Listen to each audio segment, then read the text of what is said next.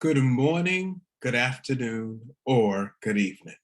This is Principal Reed, and I have the pleasure of welcoming you to our 2021-2022 Academic Year of Resilience. Together, we will review our faculty and staff policy handbook. Together, we are welcoming each and every one of our students back to be resilient lions.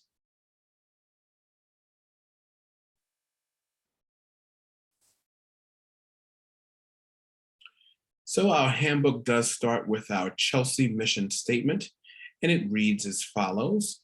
Feel free to pause as you go along the video so that you can read it according to your respective speed.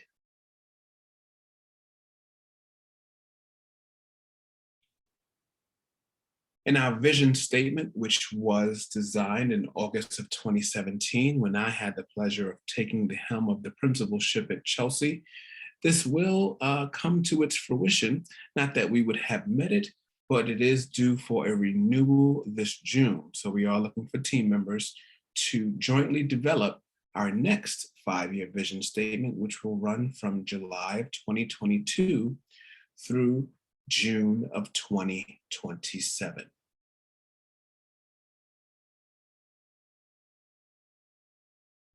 Our table of contents is designed to make it easy for every staff member as part of our team to review the contents in their entirety. We do ask that you spend time with this video and with the book. And as we like to ask our students to ask 3 before me, we ask that you first, or number 1, read it thoroughly. Number 2, review the table of contents to find the answer to the question you may have. 3, ask a colleague. And then, of course, go to your direct supervisor or myself for any questions or concerns that you have. Again, ask 3 before me.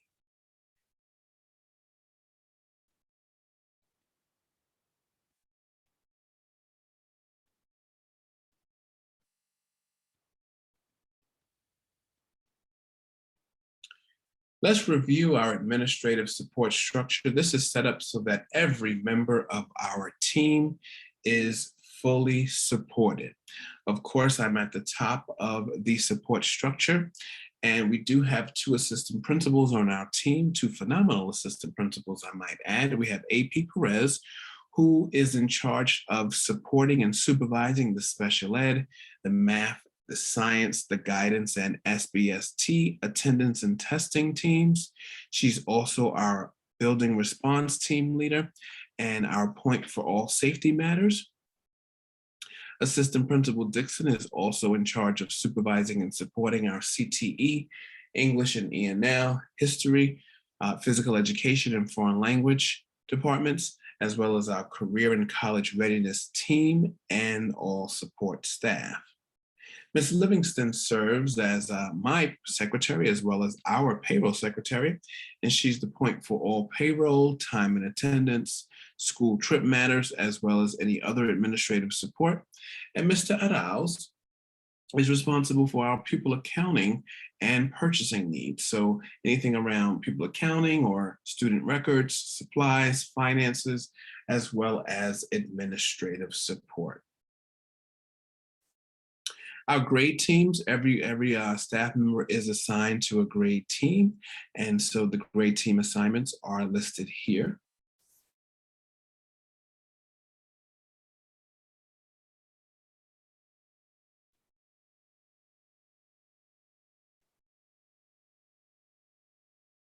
Our table of organization, all members of the dynamic Chelsea Career and Technical Education High School team are listed here. Our assistant principals, school counselors, teachers, our parent coordinator, our secretaries, our school-based support team, our college and career office, student activities, internships and employment, our paraprofessionals, our school aide, our computer tech specialists, our school safety agents, our inclusion program members, members of the member of the Success Via Apprenticeship program, and other offices and staff, from our cafeteria staff to our custodial staff.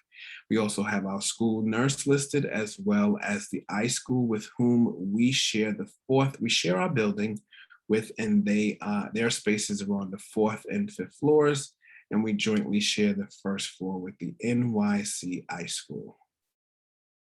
And that is their general number there. All members of our team, our staff email addresses, or the email distribution, is also included here.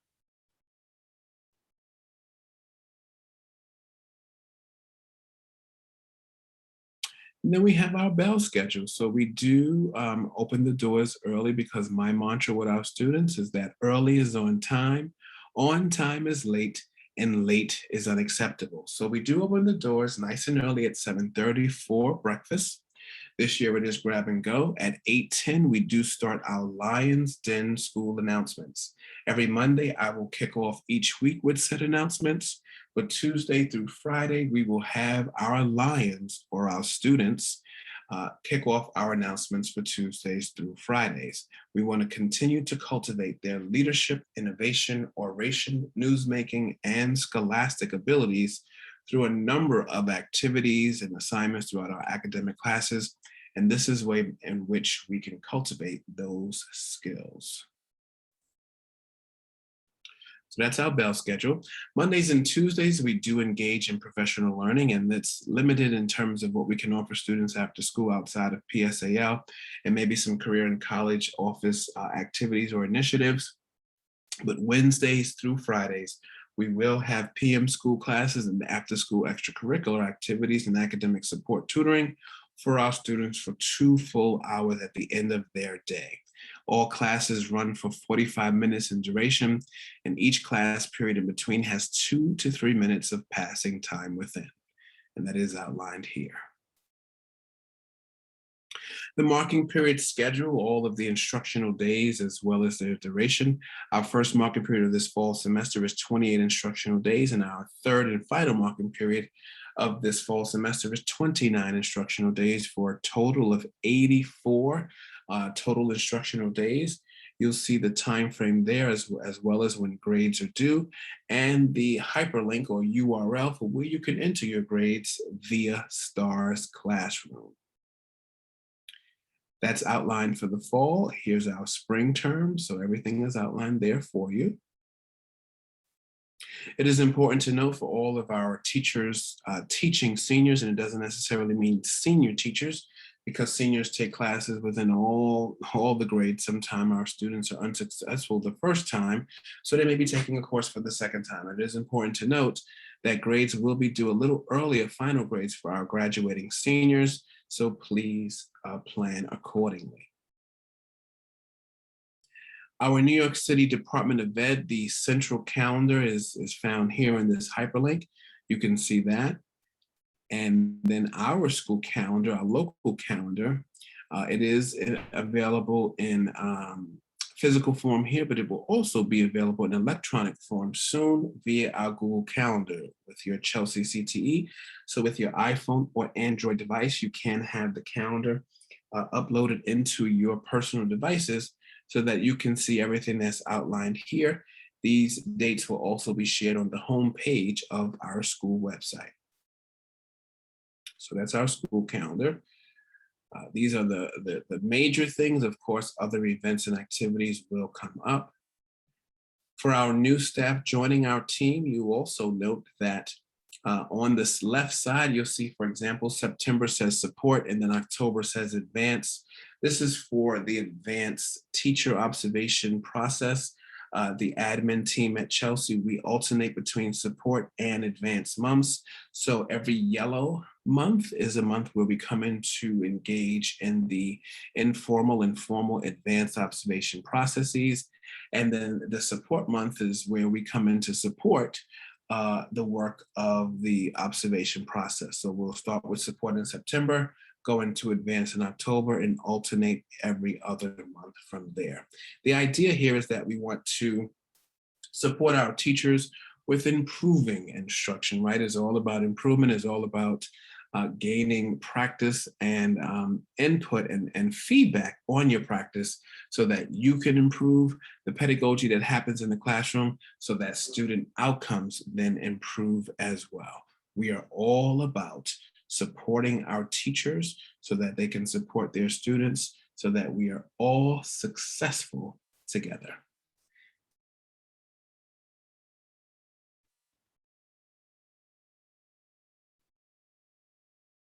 You will note towards the end of the year, March is our support month, and then April and May are kind of advanced months because those months are a little shortened, but June is our support month. A lot happens in June, so we do not want to end the school year with having to engage in advanced observation. So that's the slight change this year. April and May will be the back-to-back kind of advanced months, but that will not be an issue. We also have our post-secondary planning calendar. And as you'll note and see, you can read here what happens in each respective month, October through July and August of each year.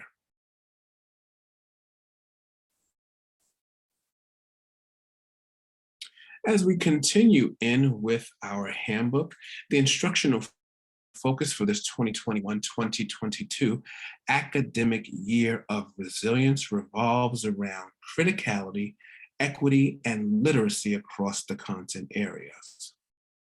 As we all know, when we left in March of 2020, we left and we are back to a new normal. And so instruction for all students will focus on the key elements below. We have to reconnect and know all students well. And that's going to require all of us to build relationships with our students through the use of social emotional learning. We're also going to integrate career and college readiness into our academic assignments.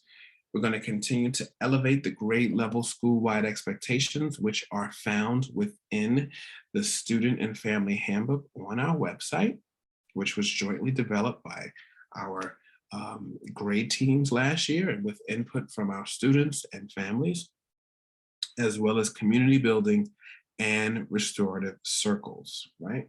This new normal, this year of resilience will be a year unlike any other, but I'm also confident that it will be the best year yet here at Chelsea CTE.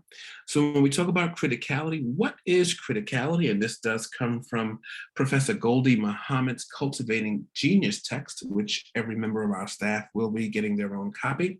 But briefly, criticality is the capacity to read, write, and think in ways of understanding power, privilege, social justice, and oppression, particularly for populations who have been historically marginalized in the world.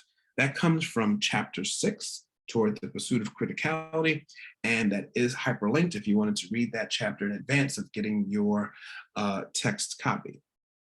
When we look at equity, we want to make sure that we continue, which we've done a really good job of exposing all of our students to all the myriad of opportunities that we provide our students at Chelsea CTE. We do not exclude anyone, but when we look at equity for this particular year, we're going to be looking at grading for equity, and that's going to be led by our teams. We do have a small team working on that team. We're going to ask for more members to join, but that is under Joe Feldman's text, Grading for Equity, the same title. And again, everyone will be getting their own copies for that. And lastly, literacy across all content areas in order for all of our lions or our leaders, innovators, orators, newsmakers, and scholars to become dynamic, competitive members of our 21st century society. They have to be able to read well, write well, collaborate well, speak well, and listen well. So in all things that we do across CTE, English, science, social studies, physical education, our language classes, and any other class in between, as well as our after-school activities, we want to cultivate our students' literacy skills. When our students write emails, when our students write their essays, when our students read aloud in classes, when our students speak to us, when they listen, when they collaborate with one another, when they engage in mock interviews and such, we want to make sure that they sound as professional and they are getting practice with cultivating these literacy ideals across all content areas. And for those members who were part of our team in 2019, 2020, you know, our instructional focus was just the same. And so this is just a reminder from the 2019, 2020 instructional year. We did have to leave the physical building in March, but with our students having had to learn virtually and or in a remote learning space for some time, we know that we need to elevate them with their literacy skills, and we're going to meet them where they are and propel them to greater heights.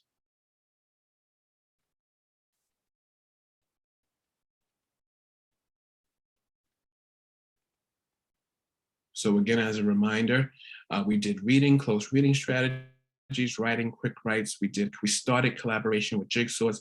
We didn't quite get into the speaking and listening framework or timeline or time frame rather that we had planned, but we did see some of that happening in classrooms. So this is just a reminder as to what we did back then, but we're going to elevate it again this year as we know it's most important.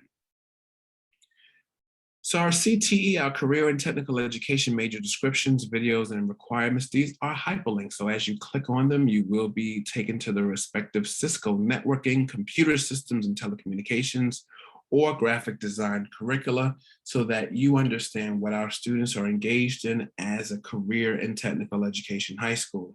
You'll notice that, or you will know, or I'll note, our students have access to 3 certification exams within each of their majors. And as many of our students are learning, gaining these certifications makes them have the competitive edge as they prepare for career or college. Our goal as one Chelsea CTE team is to expose our students and give them the greatest opportunity to make informed decisions about their future upon 4-year graduation. We want them to have options. Am I going into the workforce? Am I going into college? Am I taking a purposeful gap year? Am I pursuing the next civil service exam? Am I going into the armed services? We want them to have options. We don't want them relegated to what they are told they have to do, but we want them to be informed young men and women who have the experiences under their belt to make informed decisions about their next steps after 4 years with us. And so what are the graduation requirements so they can do that? Well, it starts with them engaging in their CTE major for all 4 years, which includes 54 hours of work-based learning and internship opportunities.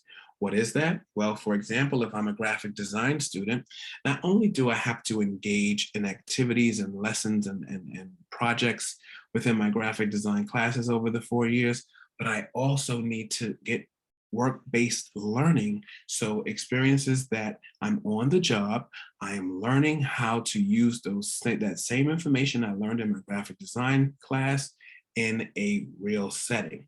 So if I'm learning how to design business cards and flyers in Ms. Grimes or Mr. Fowler's or Dr. President's class, for example, then I'm also going to take that and perhaps in the summer of my freshman year, I'm going to go work at a graphic design firm and go design a real business card and a flyer to advertise an entity's or businesses' products and services in the real world. They are getting exposed to actually taking the skills that they used and taking the skills that they learned in class and using them in a real world application setting at the job site. So that work-based learning or internships opportunities are very, very important for our students, and they have to accumulate 54 hours of said experiences over the 4 years. This is also required under New York State Education Department requirements to maintain our CTE certifications and funding. Students have to also engage in 4 years of English, 4 years of social studies, 4 years of math, 4 years of science, 1 year of foreign language, 1 year of arts through CTE portfolios. Our students do have to engage in a 3-part technical assessment and to design their CTE portfolios, which they will start to engaging in their junior years so that they can prove to the state, first us on the local level, but to state that they have mastered the content and experiences within their CTE class. So it's important that they have that on their programs. They need 1 credit in health, but right now we do afford our students 2 credits in health and physical education for 4 years. Each unit of physical education credit is half a credit. So half times 8 semesters is that 4 credits for a minimum total of 49 credits to graduate. In terms of their Regents Diploma and Advanced Regents Diploma requirements, again, they both start with that 3-part technical assessment between 1 and 3 math regents, 1 and 2 science regents, 1 social studies, 1 English, and 1 Spanish LOTE exam. Local diploma requirements only apply to those students with an IEP or 504 accommodations, but I'm very proud to brag about the fact that very, very few of our students with IEPs and or 504 accommodations have graduated with a local diploma. In fact, most of our students with an IEP graduate with Regents diplomas or better. So kudos to our special ed team under the tutelage of AP Perez. So here are some characteristics of good teaching for you to read at your leisure for our teaching faculty. Again, feel free to pause this video so that you can read it at your own pace.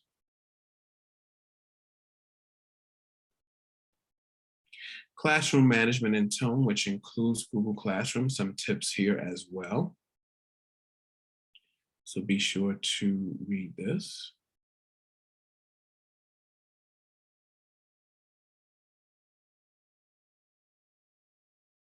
Our marking period grading policy, it does say subject to change because this year we are going to engage in, the grading for equity work.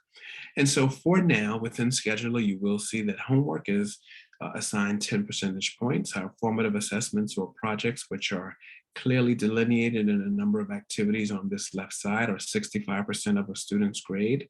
Their projects or summative assessments, again, their benchmark, midterm, or certification exams, end of unit or chapter tests, etc. That's 25% of their overall grade. It is important to note that Scheduler gradebooks must be updated on a weekly basis, and no grades lower than 55% will be accepted into Scheduler. 55% is the lowest grade that you can enter.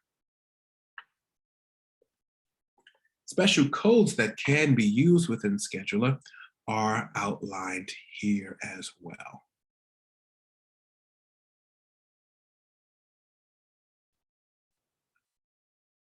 So our marking period grades for the first marking period, when students are passing with a 65 to 100, they get a numeric grade of 65 or through 100, or a P for our mostly lab classes, science lab classes. If a student has been unsuccessful or failing course requirements at the time, they should be given grades minimally of 55 through 64. If it is a pass-fail grade, they get an F on their report card. Second marking period grades with next term scheduling instructions here. We want to make sure that, for example, if a student is for the numeric grade is 60, if they're currently not meeting all course requirements, but they show promise and you believe that they do have the ability to pass that third marking period, that 60 is going to be important for our guidance team as they plan to schedule them for the next course sequence. Other instructions for respective numeric and pass-fail grades are outlined as well.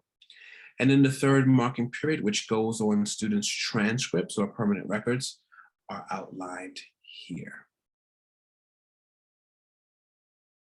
Special notes for our graduating seniors. If a graduating senior has shown inconsistent progress in class, documented outreach must be evident in pupil path.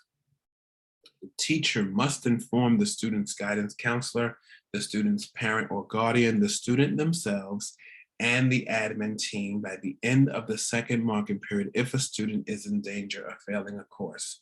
This does apply to both the fall and spring semesters, but especially with the spring semester, in order for our guidance and me to certify our graduates, email outreach, telephone calls, and conferences with all parties listed above must be arranged at least 6 weeks before the end of the June semester.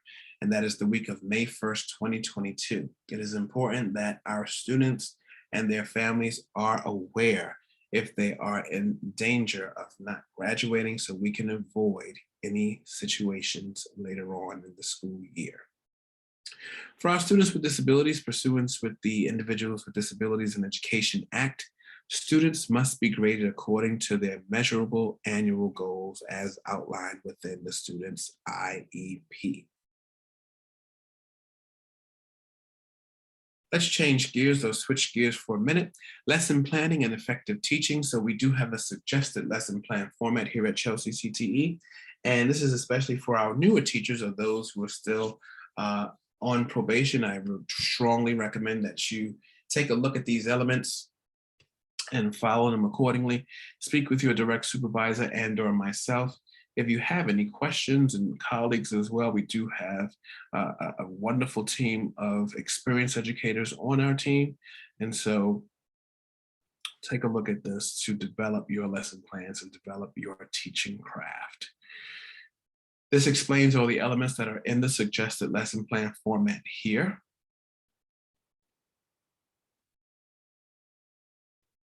And for your convenience, at the bottom, you have some instructional strategies that you can use, and that is a hyperlink to some strategies, as well as some formative assessment strategies hyperlinked here. But at the bottom, if you like this lesson plan format, then you can click this hyperlink in order to get the digital version of this lesson plan format so that you can download it from the Google Drive, import it into Word so that you can type in it on a daily basis for all of your physical and electronic lesson plans.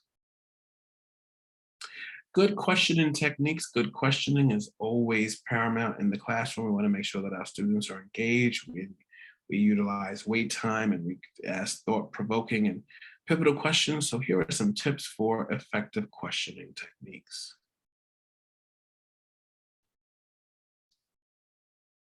Again, feel free to pause at any time if my pacing is not to your liking.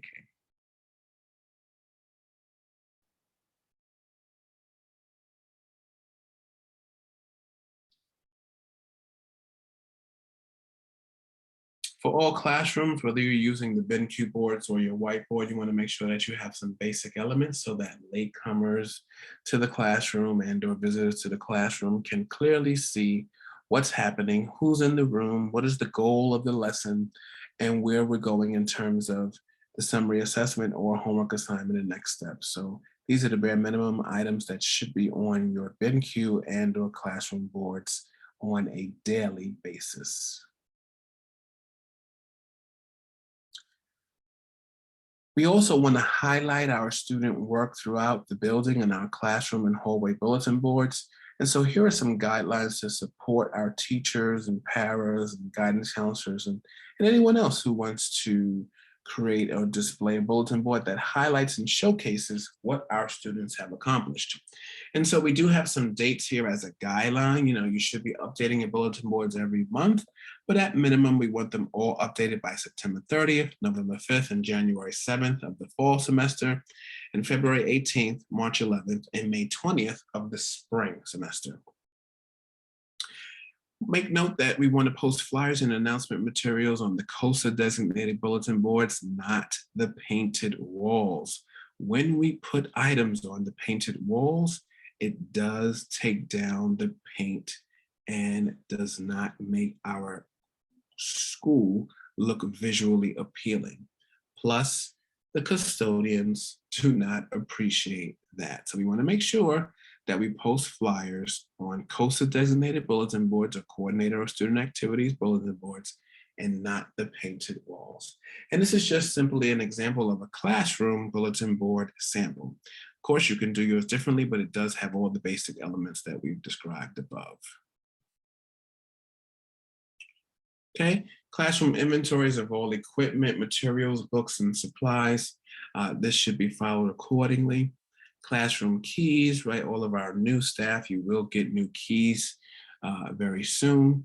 And so you want to make sure that you do not make copies, you do not give them to students, and you keep them safe and safeguarded at all times.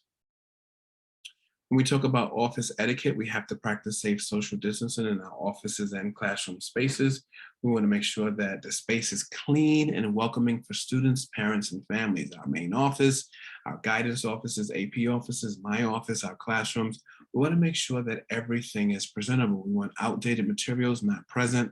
All old furniture and such should have been removed or will be removed. And we want to make sure that we are welcoming everyone to our great spaces. And we want to have professional etiquette, right? So office correspondence should always be formal.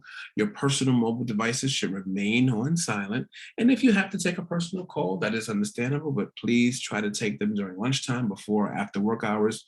Or if it is an urgent matter, please step away from your post and answer accordingly. Of course, you want to treat visitors and colleagues professionally at all times. If you are having a hard day or a hard moment, again, step away, take a breather, and make sure that your space, especially if you're in the main office or if you are currently serving students or families, you make sure that someone steps in for you.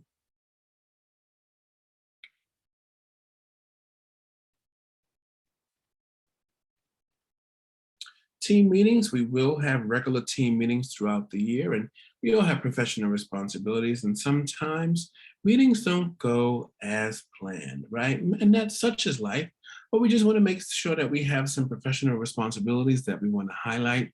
We want to make sure that we have equity of voice of all team members. We want to make sure that we are solution oriented. We have solution oriented, rather, communication and collaboration.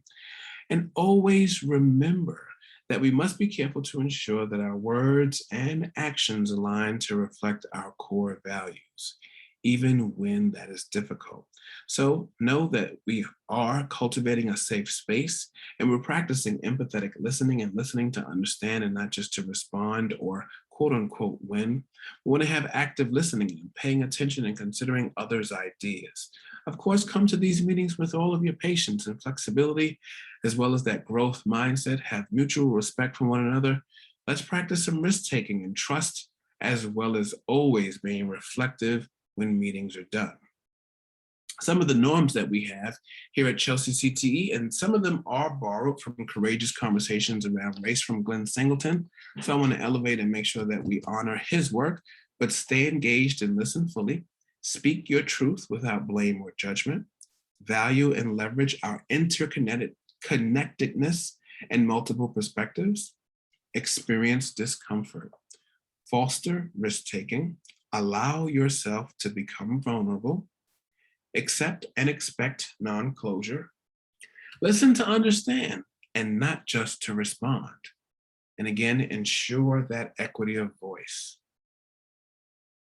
Please make sure that members of the team, or all members of the team, have spoken before you speak again.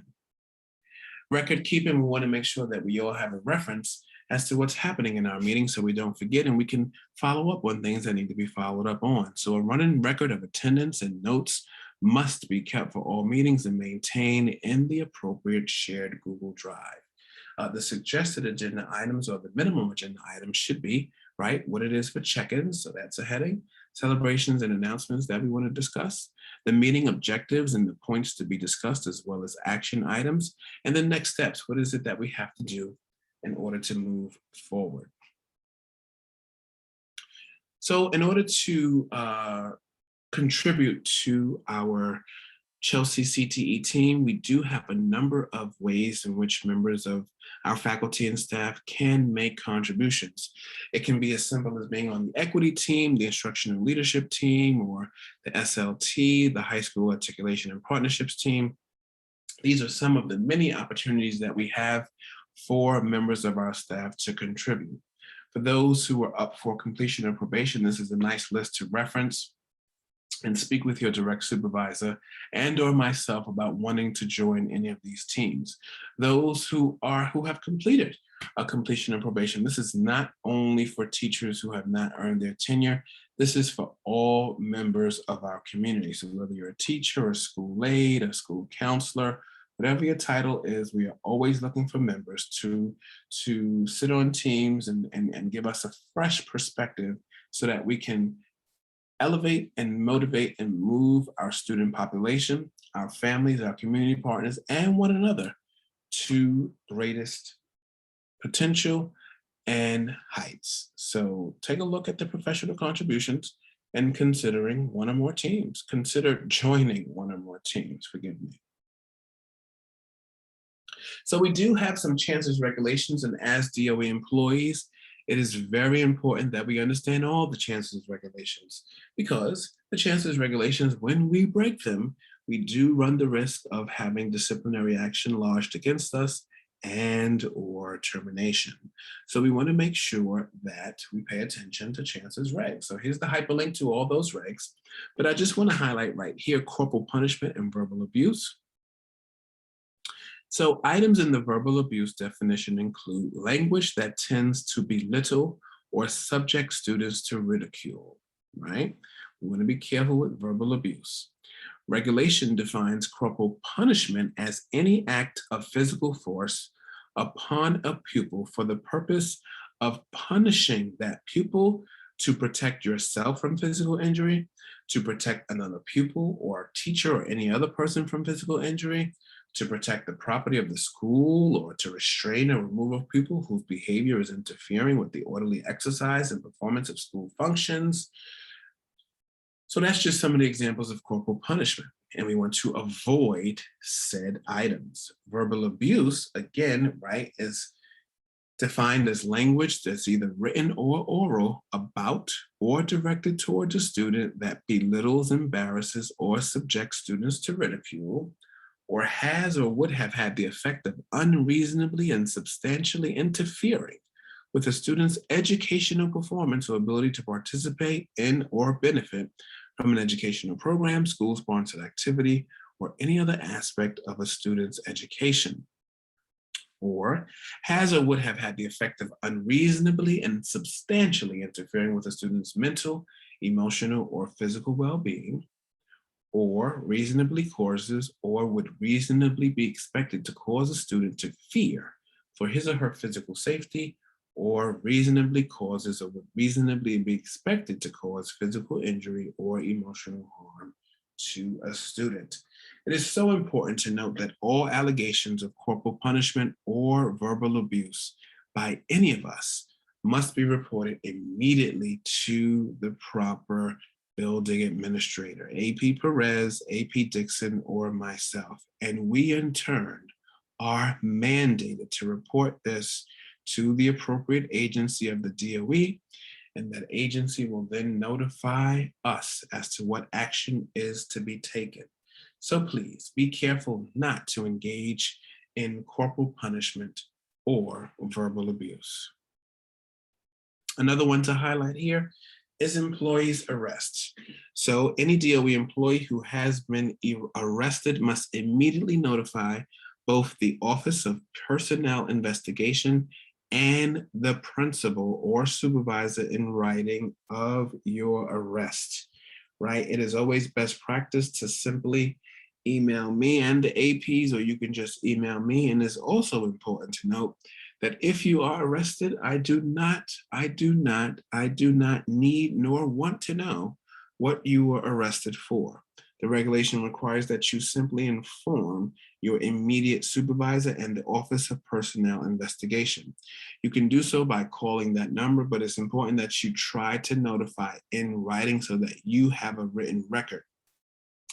It is mandatory that you comply with this directive. Failure to do so can result in termination of employment.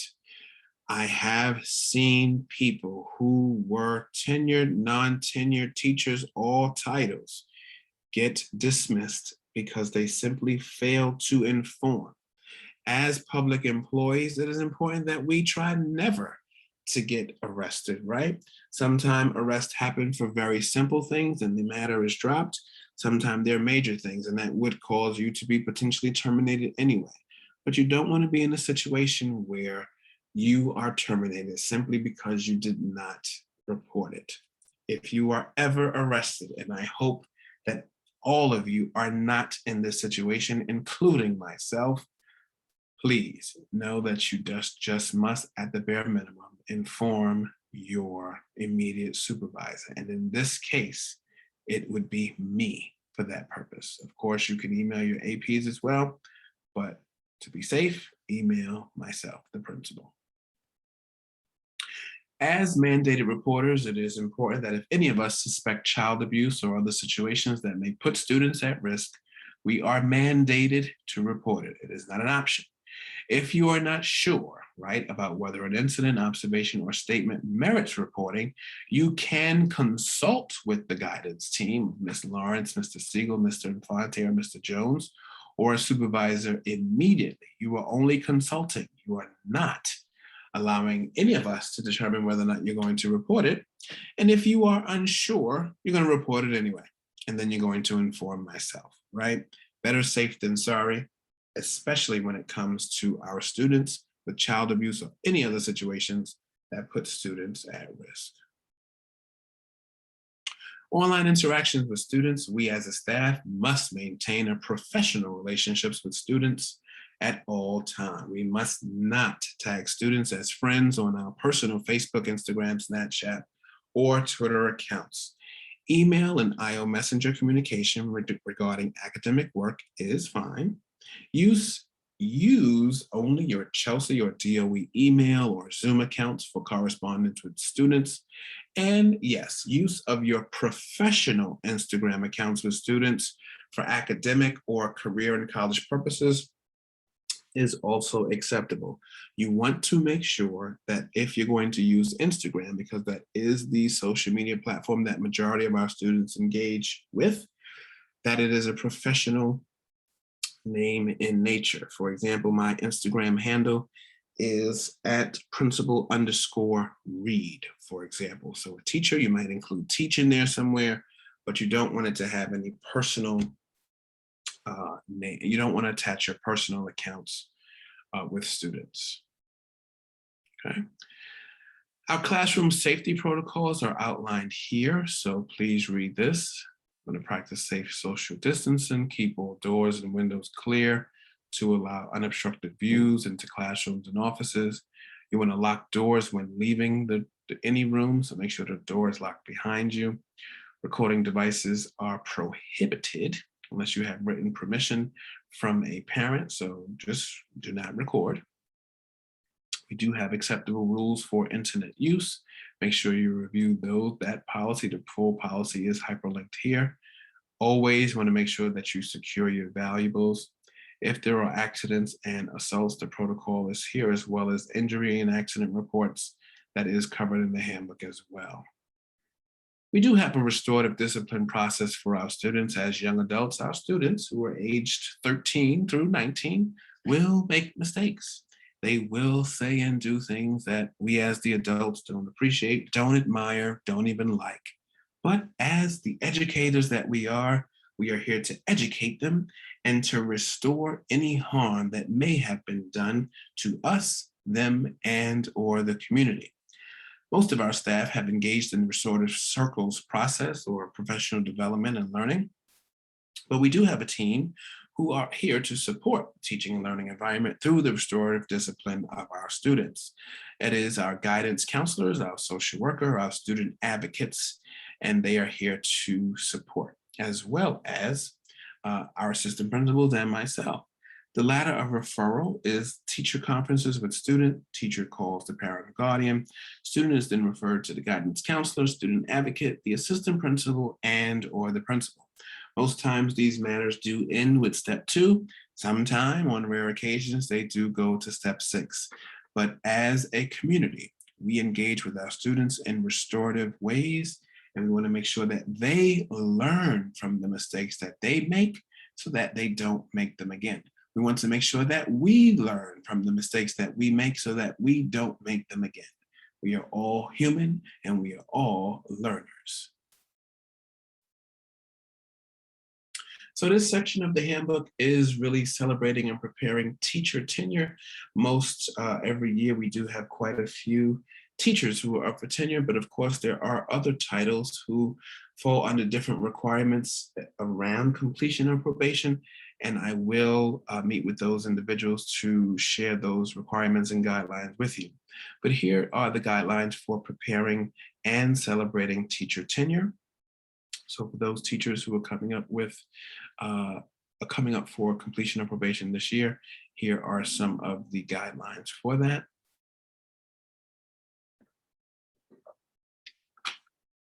And so again, if my pace is too fast for you, the beauty of this video is that you can pause it and go from there.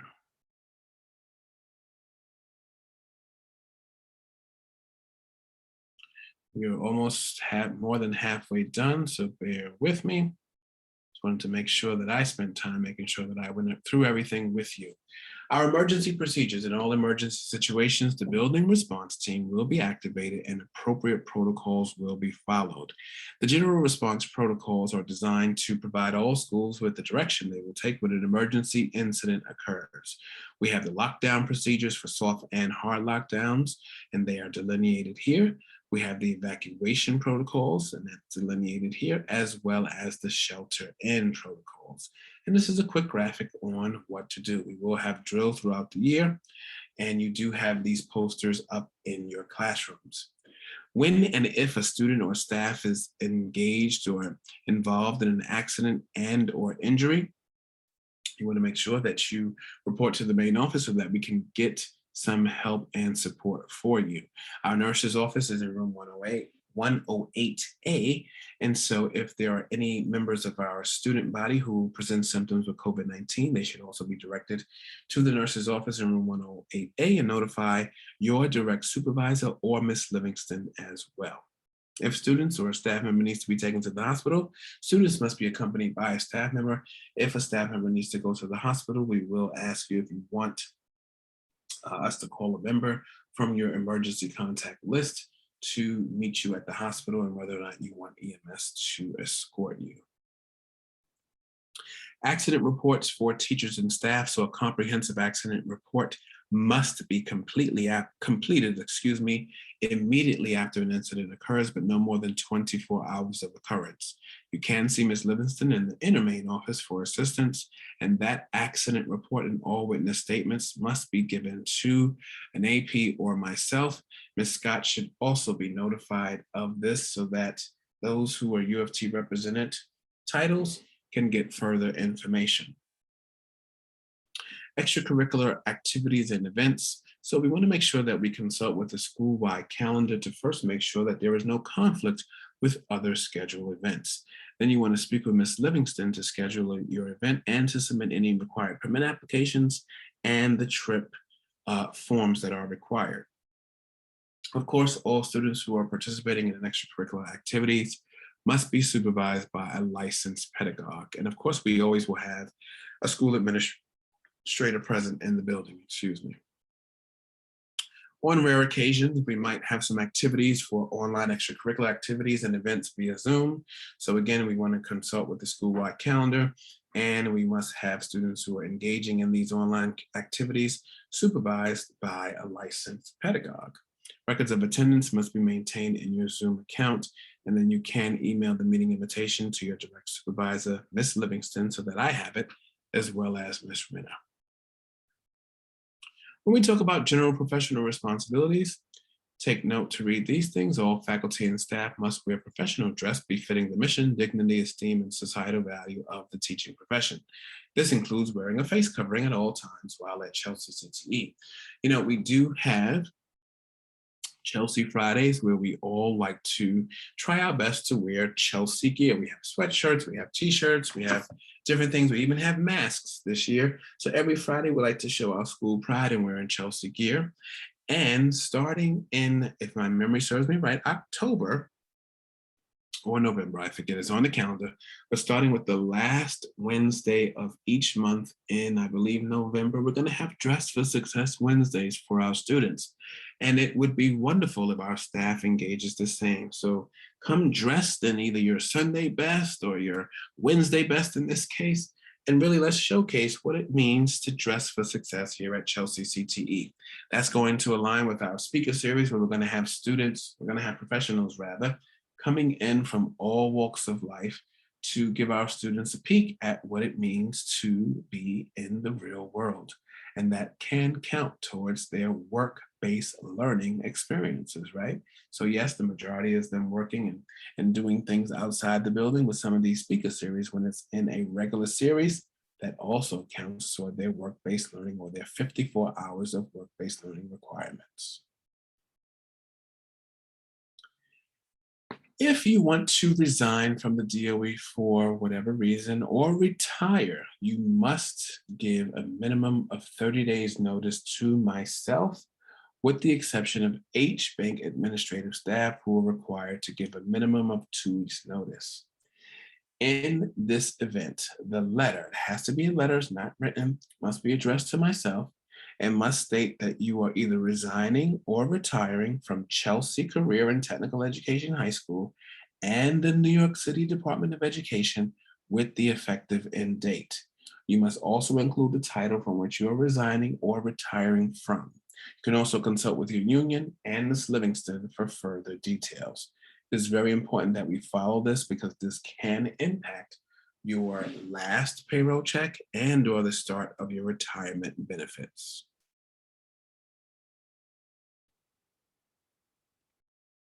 Student attendance. So teachers are to record their daily official period attendance, and that is period 3 for us, via bubble sheets by 9:55 a.m. daily.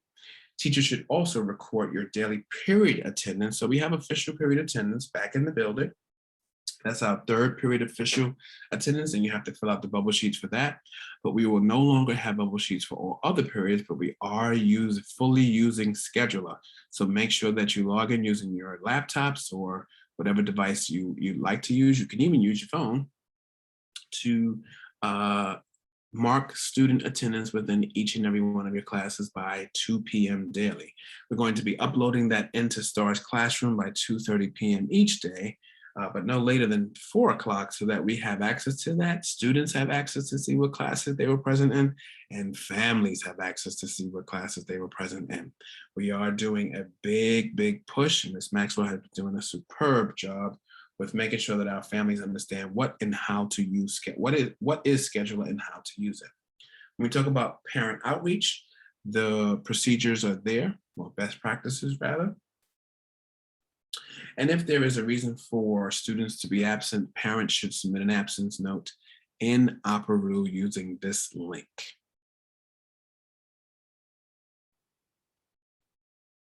We do have a school leadership team that does meet monthly, the second Tuesday of the month, and that is also outlined on our school calendar. If you would like to be a part of the school leadership team, feel free to let me know or Ms. Scott know, our chapter leader in room 202. If you have supply needs and supply requests and/or reimbursements, you can see our purchasing secretary, Mr. Haido Arauz, in the main office. You can also use shopdoe.org to create your order and make sure that you follow the proper protocols. Mr. Arauz can help you with that so that if you need any supplies that we do not have in stock, you can order it there. If there is a request for reimbursement, you need something that's not in Shop DOE, it does have to have prior approval. So make arrangements with Ms. Livingston before so that I can approve it in advance. And then you can submit that for reimbursement. If you do not get prior approval and you buy something on your own, you may just have bought that something on your own. We do also have the option of using for those, for teachers rather, you do have teacher's choice as well if you wanted to do that. Our book policy for both hard copy and electronic versions are here. That policy is outlined here. Time cards. It is very, very important that you please move your time card from the out to in upon arrival each day, each and every day upon your arrival into the building.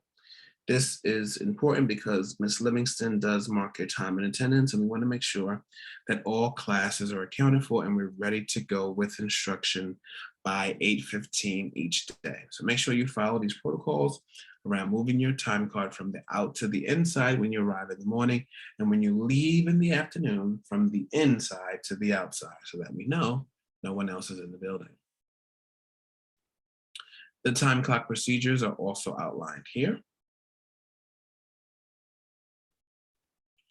Our staff attendance policy, very important. Just come to work every day. Try your very best to be at work every day. This is the chancellor's regulation on attendance. And so you can read that in your leisure. Talks about the accrual of card days and such. And absence procedures, right? So we have a digital absence procedure. And it reads, you want to email absences, that's absence with an S at the end, at chelseacte.org to report all absences. You can place your full name and reason for your absence in the subject line. So for example, Jane Doe, sick, or John Doe, personal. The body of the email can include your directions for covering teachers or administrative staff. What's important to note is that you can email at any time. In fact, the earlier, the better. So if you know you are not feeling well the night before a potential absence, please email that evening. If you awake feeling ill, please email right away. We would prefer to have all absence emails no later than 6:30 on the morning of. It does take time to arrange for coverages, whether we're going to do them in-house or call-in subs. So we would greatly appreciate your diligent cooperation in reporting your absences. Again, if you know you were sick the night before, just email right then and there. For whatever reason, if we have remote instructional days, remember the snow day is no longer going to happen. If we cannot go into work due to inclement weather, we will be having remote instructional days. Students will be engaging in asynchronous or synchronous learning, and you will need to post if you are going to be absent on said day to your Google Classrooms before 8 a.m. For absences planned in advance for personal business, jury duty, professional learning opportunities, or professional development, you do have to complete the OP 201, and that will be completed via Opera.com. If anyone has questions about Opera, you can see AP Dixon. But you also want to advise the payroll secretary, Ms. Livingston, and her email is there so that all proper paperwork and coverages can be arranged. Please take special note to instructional staff and want to try to refrain from taking personal days on Mondays, Fridays, or days immediately before or after the start of extended breaks. As we all know, this interrupts the educational process of our students, and patterns of absence on these days will lead to disciplinary action. Staff members who are late to the building are required to immediately report to Ms. Livingston in the main office, right, the inner main, upon your arrival so that you can sign the logbook and pick up your time card for proper timekeeping and reporting purposes. You want to be sure to email Ms. Livingston the day after an absence so that proper documentation, if applicable, can be provided so payroll deductions may be avoided. If an unusual situation requires your leaving the building early on any day, except an extreme emergency or illness, again, you want to notify Ms. Livingston at least 2 days before the expected absence. This does not guarantee that permission will be given or that a salary deduction will not occur. All teachers or personnel leaving before the end of their scheduled day must notify via email, right? The payroll secretary, Ms. Livingston, your direct supervisor, and then sign the early excuse book for faculty in Ms. Livingston's office. If and when you leave the building for any reason, most people leave the building for lunch, you also want to make sure that you sign the logbook to account the logbook, the sign out logbook with Ms. Livingston to account for your whereabouts. You want to denote the time of departure as well as signing the book upon your arrival. This is built-in protection for yourself. You are still on the clock, and remember, we want to make sure that we can account for everyone, and we might have a situation where we need an emergency coverage, we can't find you, and we will know where you are because you signed out. Staff lateness policy. So of course we want you to be early, right? Early is on time is late, and late is unacceptable. But we know things do happen. So again, just like the absence, you want to email absences at chelseacte if you know that you are going to be late. You should also call the school immediately and inform main office personnel. So Ms. Livingston, Mr. Arauz, and/or Ms. Maxwell are our main office personnel so that classes can be covered if needed. When you arrive, you also want to see Ms. Livingston so that you can sign the late attendance book. On synchronous learning days, you want to post to your Google Classroom before 8 a.m. if you're going to be late so that students and families do not expect a synchronous learning session at that particular time, if that applies for that particular day. We do have a no tolerance for lateness policy, and we do have lateness procedures. So the first lateness, we'll have a conversation with the payroll and deduction from your car. Second lateness, you'll have a meeting with your direct supervisor and or myself. And the third lateness can lead to a letter to file, and then you must clock in for a month. Let's just avoid that. Let's just be on time. Let's just be early. Okay. Procedures when leaving early, right? You want to make sure that you follow these procedures if you need to leave early. And the COVID-19 related absences and leaves, that is to be determined. That updated personnel memoranda is forthcoming. So as soon as that's available, we will update the book accordingly. All payroll matters, some information here for you to read at your leisure and follow up on.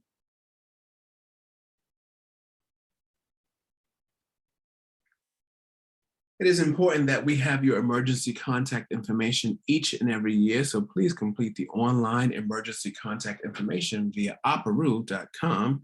Provide all updated information requested so that this information can be used in the event of emergencies. Know that all information will be kept confidential and is securely stored online. If for whatever reason you need to take a family and or medical leave, FMLA, the information is outlined here and all of the requirements are here. So if you need to take FMLA, this is here at your discretion.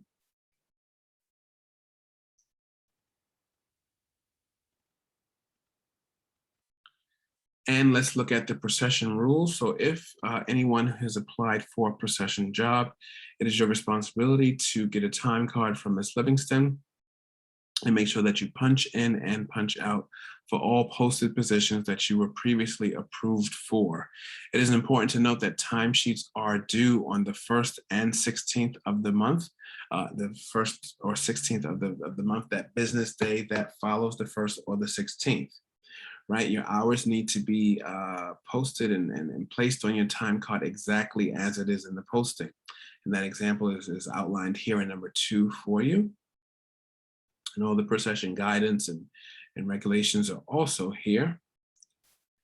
And we do have a sample of a timesheet for you and how to fill that out.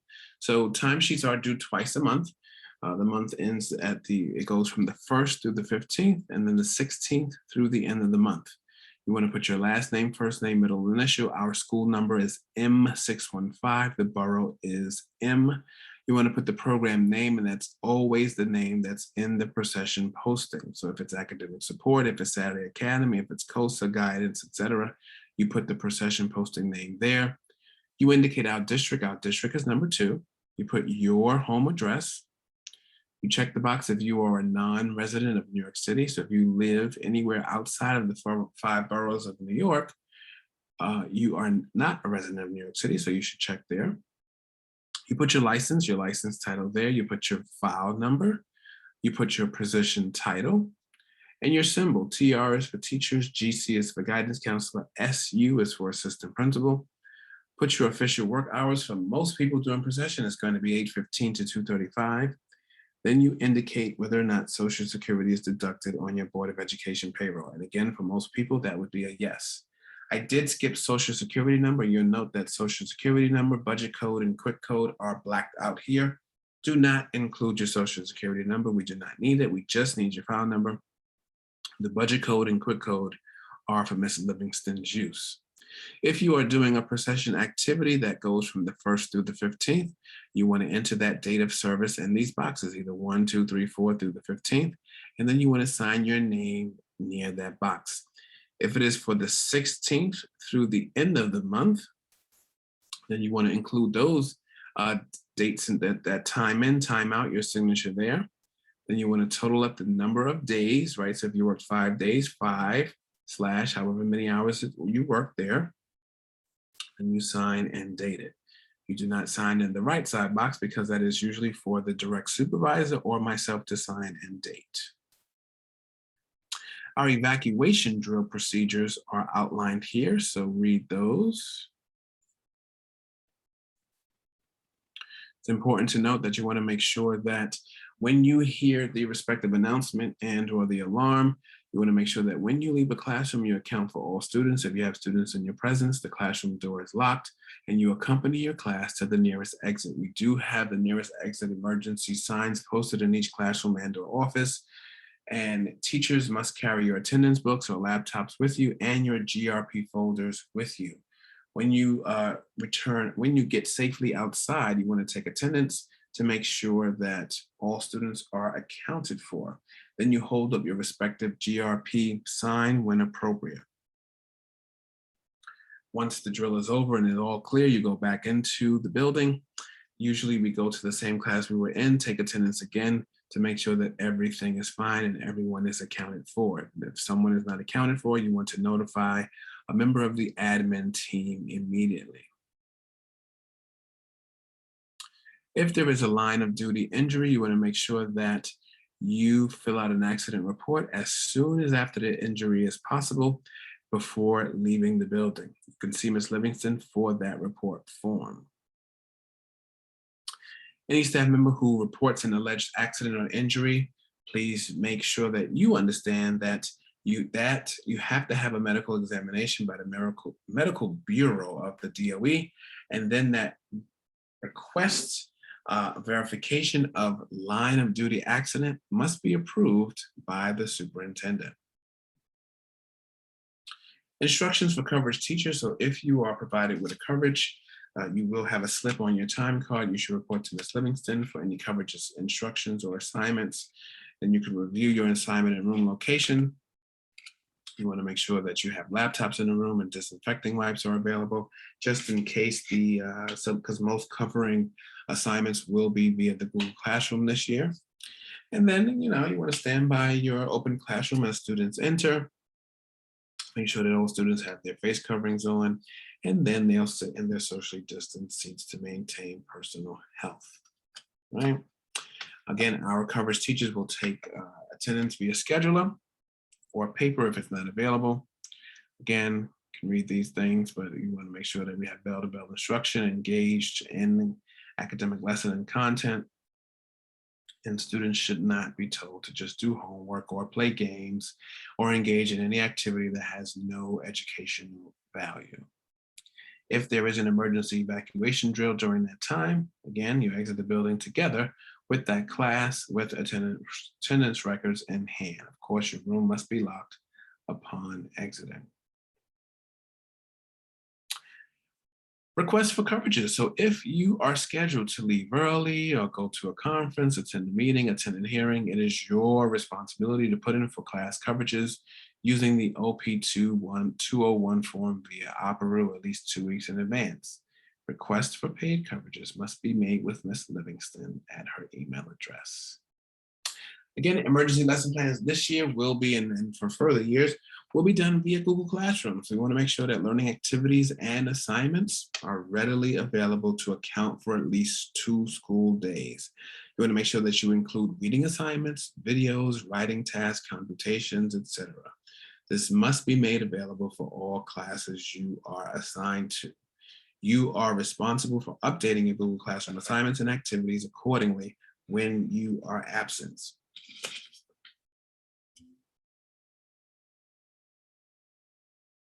We're coming towards the end here, out of room pass usage. It's important to note that all students, when they leave the classroom, they should be using the designated pass. We want to make sure also to limit pass usage during our official attendance taken period, which is period 3. We want to account for all students in the building. So avoid giving passes during period 3 unless it is an emergency. And also take note that during the first 10 minutes of a class and the last 10 minutes of the class, we should also not be giving the passes out. Only one student may use the pass at any given time. Paper passes are unacceptable, so please do not issue paper passes for any reason. And those students who need to see the nurse, Every teacher will be given a small supply of nurse passes, but if you run out, you can ask for more by seeing the nurse in room 108A, which is at the rear of the cafeteria. If for whatever reason you've lost or misplaced your out of room pass, please see Mr. Arauz in the main office for replacements. Our email, we do have two email addresses, the DOE as well as Chelsea CTE, and it is our professional responsibility to make sure that we check our email at least twice daily. Food deliveries. For safety purposes, please be informed that all food deliveries entering Chelsea must be picked up at the front entrance or main lobby. Food delivery people will not be permitted into the classrooms or offices within the building. When and if you are expecting a food delivery, please inform school safety. And this will, of course, help us locate you, because there are times when your name is not on the package. Please be reminded that no student should be picking up food orders. You should not be eating during class or active office duties. If you want to be included in the Lion's Den daily announcements, and the Lion's Den stands for Leaders, Innovators, Orators, Newsmakers, and Scholars Daily Educational News, right? So hence the Lion's Den. You can email Ms. Renner at lrenner@chelseacte.org by 10 a.m. daily. If you submit your request for an announcement after that time, it will be announced during the following day if it still applies. We also have our weekly announcements via the Chelsea e-blast, and that's a weekly newsletter shared amongst all members of our Chelsea CTE community, students, families, as well as some central DOE folks. And it includes highlights from the previous weeks, announcements from the career and college team, work-based learning coordinator, student activities coordinator, and much more. If you'd like to include things in this weekly bulletin, please email eblast@chelseacte.org by 3 p.m. on Wednesdays. It is published weekly on Monday mornings. Lost and Found is located in the main office.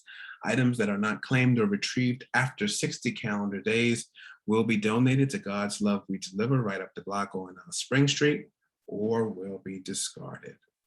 We do outline the proctoring and marking period instructions for state exams here, so please read through this very carefully.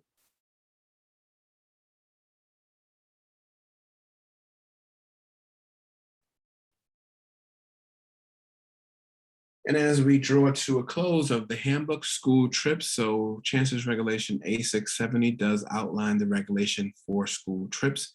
And we do have procedures to make sure that you request and you fill out the respective forms.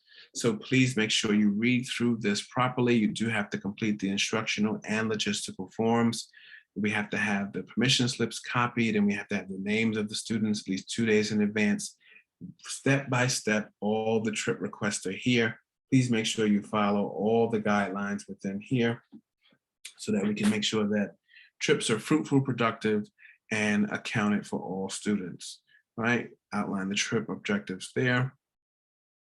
Planning for the trip, very detailed here, because it's important when we take students out the building that we follow all procedures and protocols to protect you, as well as ensure that our students have a fruitful trip experience. So again, pause if my pacing is not to your speed. Important to note that school building hours for all staff, no staff member will be permitted to enter the building no earlier than 7 a.m., nor leave after 5 p.m. unless you have been pre-approved to work with a special program previously approved by the admin team. At any time when you are leaving the building, we want to make sure that when you enter and exit the building that you shut the door tightly. We want to make sure that we are all secure. Chelsea does have security cameras, and we do have surveillance cameras throughout each floor and corridor. Our school visitors procedures, all school visitors, including parents and guardians and students and staff, must complete the DOE online health screening. If they do not have access to the online health screening, they will be required to do the paper health screening before gaining entry into the building, as well as being subject to temperature checks. All visitors must show proof of identification, and they are required to sign their name, indicate their home address, as well as their destination within school.